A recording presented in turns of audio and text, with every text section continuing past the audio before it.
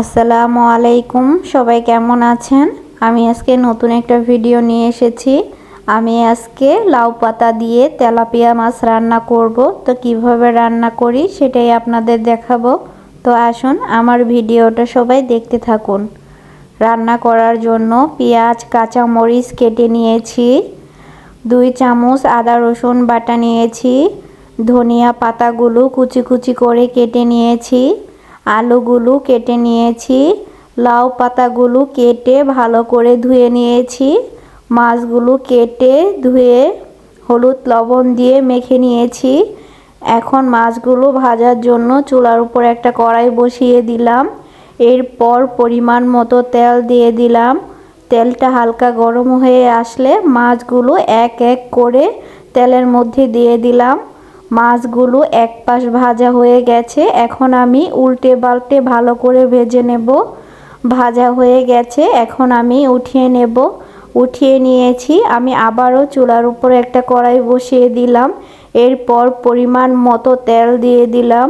তেলটা হালকা গরম হয়ে আসলে পেঁয়াজ কাঁচা মরিচগুলো তেলের মধ্যে দিয়ে দিলাম।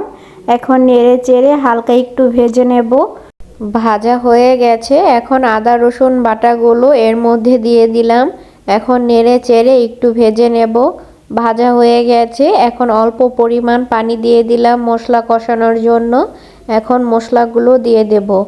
2 চামচ হলুদের গুঁড়া দিয়ে দিলাম, 1 চামচ মরিচের গুঁড়া দিয়ে দিলাম, 2 চামচ ধনিয়া গুঁড়া দিয়ে দিলাম, 1 চামচ লবণ দিয়ে দিলাম।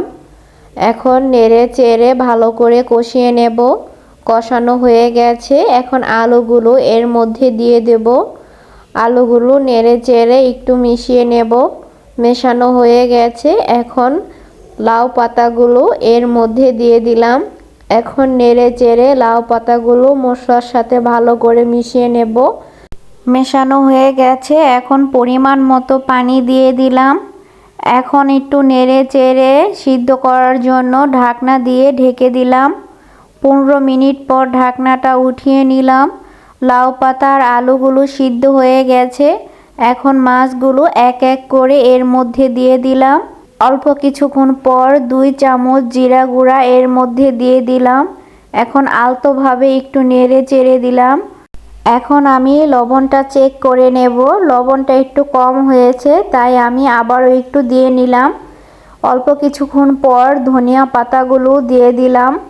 এখন ধনিয়া পাতাগুলো সিদ্ধ করার জন্য ঢাকনা দিয়ে ঢেকে দিলাম। অল্প কিছুক্ষণ পর ঢাকনাটা উঠিয়ে নিলাম। তৈরি হয়ে গেল লাউ পাতা দিয়ে তেলাপিয়া মাছের তরকারি রেসিপি। সবার ভালো লাগলে লাইক কমেন্ট শেয়ার করে দেবেন। সবাই ভালো থাকবেন। আল্লাহ হাফেজ।